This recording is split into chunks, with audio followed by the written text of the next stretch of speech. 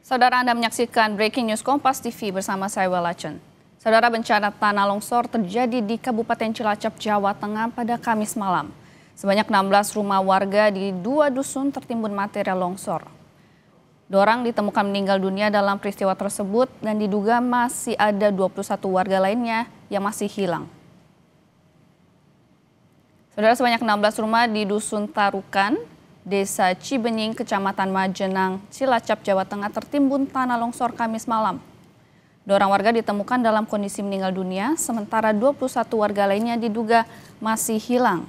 Tim SAR gabungan BPBD Kabupaten Cilacap Kamis malam melakukan pencarian korban yang diduga tertimbun dengan peralatan sederhana. Karena tidak memungkinkan, upaya pencarian kemudian dihentikan sementara saat tengah malam. Dan pencarian korban yang diduga masih tertimbun akan dilakukan pagi hari dengan menggunakan alat berat. Prihatin ya atas musibah yang menimpa saudara-saudara kita di malam ini. Data yang ada di kita ada sekitar 16 rumah yang tertimbun, termasuk warganya 30 orang yang tertimbun, tapi alhamdulillah sudah bisa terangkat 6 orang, 5 orang selamat dan 1 orang meninggal dunia. Jadi prediksi kami ini datanya juga masih dinamis. Prediksi kami malam ini masih ada sekitar 24 orang berarti yang tertimbun di longsoran ini di 2 dusun, yaitu Dusun Tarukahan sama Dusun Cibuyut ya, Desa Cibenying, Kecamatan Majenang. Saya tadi sudah lapor langsung ke Pak Bupati terkait dengan kejadian ini dan beliau memerintahkan kepada kami untuk melakukan upaya maksimal. Saudara, melalui Zoom telah tergabung bersama kami pengamat tata kota Yayat Supriyatna. Selamat siang Pak Yayat. Selamat siang Mbak Wela. Ya Pak Yayat, longsor di Majenang ini kan sejauh ini masih ada 21 orang yang masih dinyatakan hilang. Sebenarnya apa sih Pak penyebab longsor yang terjadi? Sebetulnya penyebab longsor yang terjadi itu ada 4 lah indikator yang bisa kita ukur. Pertama, 1, kita harus pahami tentang struktur tanahnya. Baik. Kita harus tahu bahwa kondisi tanah di sana itu lebih dominan tanah liat atau tanah pasir. Jadi ada jenis-jenis tanah tertentu yang sangat rentan sekali kalau dia mengalami tekanan karena intensitas curah hujan. Jadi otomatis tanah yang memang tanah yang labil itu sangat mudah terganggu ketika ekosistemnya berubah karena ada tekanan bentang alami lainnya. Jadi misalnya kalau tanahnya kalau lihat contoh yang terjadi di Cilacap ini memang mengarah ke arah tanah. Tapi saya kira nanti tinggal bagaimana penyidikan terhadap kondisi tanah yang ada di sana. Kemudian juga yang sangat menarik tadi betul dari BMKG bahwa sebelum peristiwa ini terjadi itu ada intensitas curah hujan yang sangat tinggi dengan durasi waktu yang sangat panjang. Nah ini menarik loh. Mengapa hujan itu punya pengaruh besar terhadap kekuatan atau struktur tanahnya?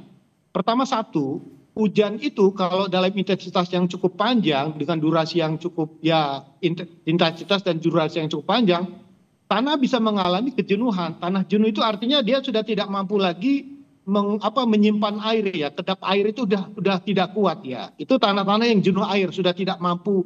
Akhirnya apa yang terjadi? Tanah itu mengalami kejenuhan dan dia kehilangan kekuatan. Jadi sekali lagi kita harus memahami pada konteks permasalahannya bahwa tanah pun jika terus-menerus mengalami tekanan dengan intensitas curah hujan yang cukup tinggi, suatu titik dia akan mengalami kejenuhan. Dan kejenuhan inilah yang sangat berpengaruh kepada ketahanan dan kekuatannya. Jadi tanah itu seperti lepas karena kehilangan kekuatan begitu. Kemudian juga ada masalah yang tadi kalau kita lihat di lokasi, ini kan kemiringan tanah. Jadi kemiringan tanah yang curam ya, kita akui bahwa perlu seperti lebih hati-hati pada masyarakat yang tinggal di wilayah perbukitan dengan kemiringan yang cukup curam ya. Karena nanti ada faktor kestabilan tanah pun akan mudah terpengaruh ketika faktor pengiraan. Nah di dalam peta rencana tata ruang itu biasanya sudah dikeluarkan zonasi wilayah rawan bencana. Nah pertanyaannya kan apakah setiap daerah punya peta zonasi rawan bencana? Tidak. Jadi kalau misalnya peta zonasi rawan bencana ini ada, itu bisa dikonfirmasi pada saat kondisi seperti cuaca yang sedang musim hujan sedang puncak-puncaknya. Ini bisa terjadi di mana saja ya, karena faktor kemiringan itu adalah faktor yang dominan terkait mudahnya terjadi bahaya longsor. Kemudian juga ada yang menarik ya, sebetulnya ini perlu catatan. Kita selalu mendorong supaya banyak dilakukan penghijauan. Jadi ada potensi tanah itu longsor karena vegetasinya hilang berkurang. Kita ketahui bahwa dia hutan itu kemampuan untuk menahan airnya tinggi, ya. Runoff itu bisa ditahan langsung misalnya. Tapi kalau misalnya vegetasinya kurang, terus tidak ada pepohonan, otomatis akar pun tidak mampu lagi untuk menahan tanah itu. Jadi ada faktor-faktor yang harus kita antisipasi bahwa tidak hanya satu faktor hujan, tapi juga ada faktor lain yang mempengaruhi terjadinya longsor di berbagai tempat. Baik, Pak Yayat, bagaimana sih seharusnya peringatan dini daerah rawan longsor itu terjadi? Karena kita tahu kan ini untuk intensitas hujan 3 hari terakhir ini juga tinggi gitu Pak ya? Ya, kita sebetulnya dulu pernah mengkonfirmasi, ini mohon maaf nih ya, bahwa ilmu langit kita udah cukup canggih lah. BMKG itu sudah sangat bagus menginformasikan, bahkan di aplikasi kita, di HP kita itu, kalau kita membuka tentang cuaca, itu ketahuan sebetulnya potensi curah hujan akan terjadi ya pada satu daerah dengan intensitas tinggi atau rendah. Cuman yang menjadi catatan kelemahan kita adalah sejauh mana informasi ini dipergunakan dan dimanfaatkan oleh setiap daerah, khususnya oleh para kepala daerah gitu. Nah, kelemahan kita adalah informasi yang sudah cukup baik ini dalam konteks pengawasan atau early warning system itu tidak berjalan karena ya orang menganggap bahwa seakan-akan bencana itu ya musibah yang kita tidak dapat tolak ya. Tapi kalau kita pahami ini, bagaimana yang diinformasikan oleh BMKG tentang adanya potensi curah hujan yang akan tinggi pada satu daerah, itu ditindaklanjuti dengan peringatan atau early warning system atau himbauan kepada masyarakat yang ada di wilayah yang kemungkinan besar terkena curah hujan tinggi. Tetapi yang menjadi masalah untuk di wilayah zonasi perkotaan, no problem lah.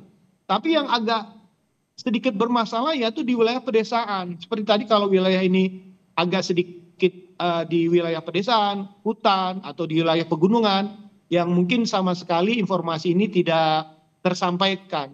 Jadi saya kira melalui media sosial atau media resmi, televisi dan sebagainya, informasi ini bisa di-cover melalui pemberitaan yang terus-menerus.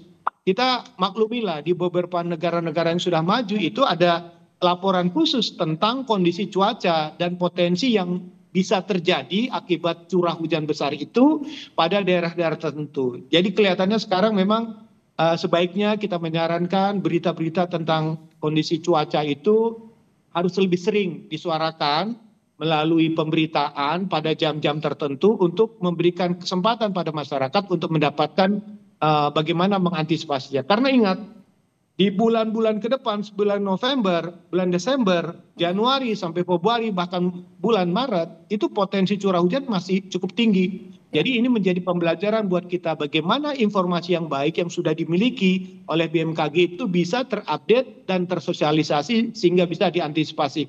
Ingat bahwa masalahnya bukan hanya pada longsor, tapi juga pada bencana banjir yang kemungkinan besar bisa saja terjadi di berbagai tempat. Mudah-mudahan itu tidak terjadi lah ketika kita mengantisipasi curah hujan yang semakin meningkat di bulan-bulan ke depan. Baik, berarti menurut Pak Yayat, apakah sebetulnya seharusnya bencana ini bisa diantisipasi Pak? Kalau misalnya informasi dari BMKG tadi yang sudah cukup canggih itu bisa disampaikan lebih awal dan juga Pemdanya bergerak lebih aktif, lebih cepat seperti itu Pak. Nah sekarang sebetulnya tadi seperti saya katakan di awal, ada kita berbicara tentang mitigasi bencana, ada peta kerentanan bencana. Nah di dalam tata ruang sebetulnya, di dalam pola ruang itu ada sebetulnya arah zonasi permukiman dan zonasi yang memang dilarang untuk permukiman. Baik. Jadi misalnya di warna merah itu sebetulnya hati-hati di daerah ini. Nah itu sebetulnya sudah ada. Cuman kita tidak bisa mencegah ketika masyarakat memang butuh pertanian, tempat tinggal. Nah itu yang terjadi memang pengawasannya masih agak lemah dalam hal ini. Baik. Berarti dilihat memang seharusnya ada zonasi-zonasi seperti permukiman, pertanian itu yang seharusnya itu juga ada aturannya Pak ya? Betul. Dan kedua nanti memang kita akan tahu tadi seperti saya katakan tadi tentang peta kemiringan, kelerengannya, ya kan. Sebetulnya kalau misalnya informasi itu saya yakin semua tata ruang di daerah itu sudah punya tentang persoalan yang terkait dengan kebencanaan. Yang perlu kita lakukan adalah aspek mitigasi. Yang perlu juga disosialisasikan adalah sebaiknya kita tidak bertempat tinggal di zona yang rawan bencana sehingga potensi ketika ada tekanan dari aspek intensitas curah hujan tinggi itu bisa kita siasati sehingga pencegahan di awal itu bisa dilakukan. Ini terjadi lokasinya itu di belakang bukit gitu Pak ya, seharusnya ini bisa lebih awal diantisipasi seperti itu. Ya, kita pengalaman bertahun-tahun di beberapa kasus kebencanaan yang terkait dengan longsor maupun banjir itu rata-rata di wilayah yang punya potensi curah hujan tinggi, wilayah perbukitan dengan tingkat intensitas kebencanaan cukup tinggi. Nah ini sebetulnya dari apa yang kita pernah alami ya dan kita siasati ke depan itu biasanya sudah sering terjadi di tempat-tempat seperti itu. Jadi yang perlu kita ingatkan bagaimana setiap kepala daerah sudah bisa membaca kondisi ini untuk dijadikan sebagai cara kita untuk mencegah peristiwa tidak terulang.